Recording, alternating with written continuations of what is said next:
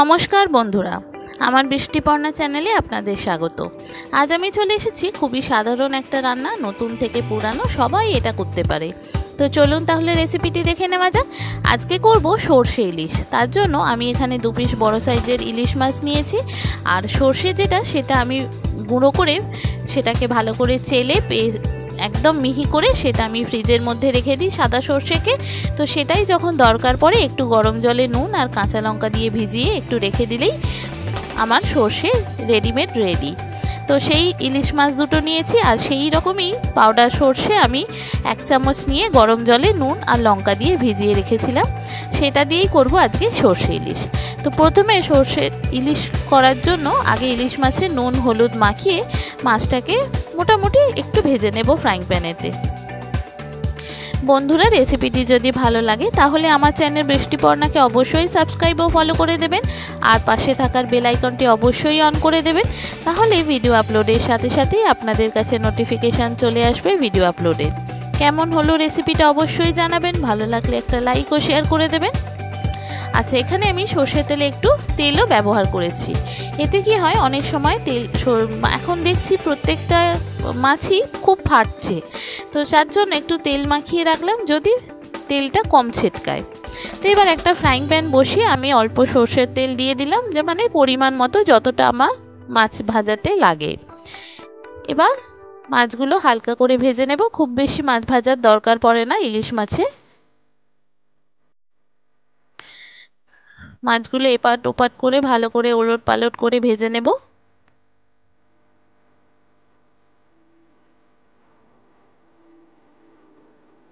আর এখানে লাগবে সর্ষে ইলিশে একটু কালো জিরে লাগবে, বেসিক মশলার মধ্যে নুন হলুদ লঙ্কার গুঁড়ো লাগবে, আর একটু কাঁচা লঙ্কা লাগবে, ব্যাস।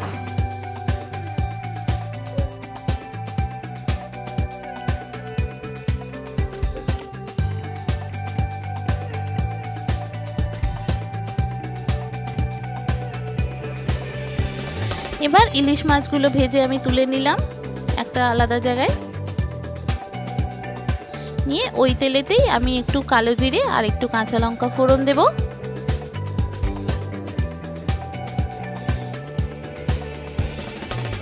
ফোড়নটা খুব ভালো করে ভাজা হয়ে গেলে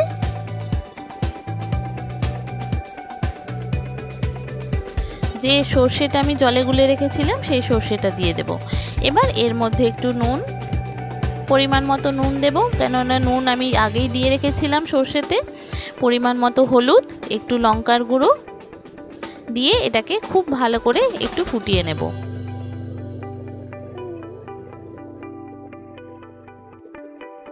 এটা ভালো করে ফুটে উঠলে তারপরে ইলিশ মাছগুলো দিয়ে দেব।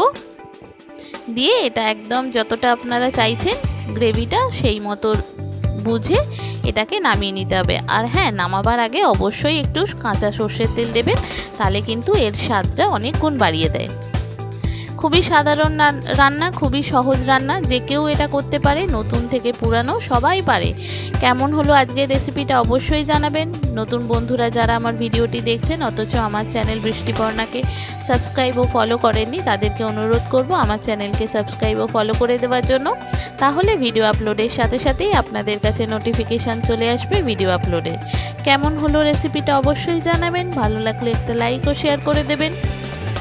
দেখুন এবার এটা মোটামুটি হয়ে গেছে, আর একটু গ্রেভিটা ঘন করব।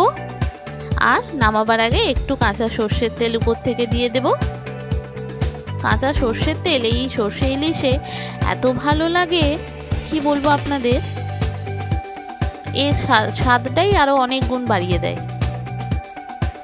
দেখুন এর বেশি আর কমাবো না।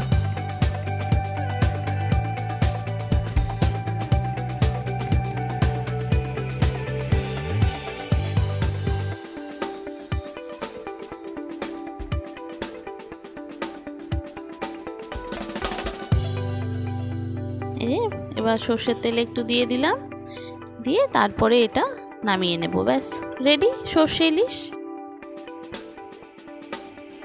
কেমন হলো অবশ্যই জানাবেন, ভালো লাগলে একটা লাইক ও শেয়ার করে দেবেন।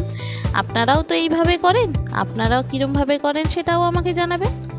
দেখুন কি সুন্দর দেখতে লাগছে সর্ষে ইলিশটা।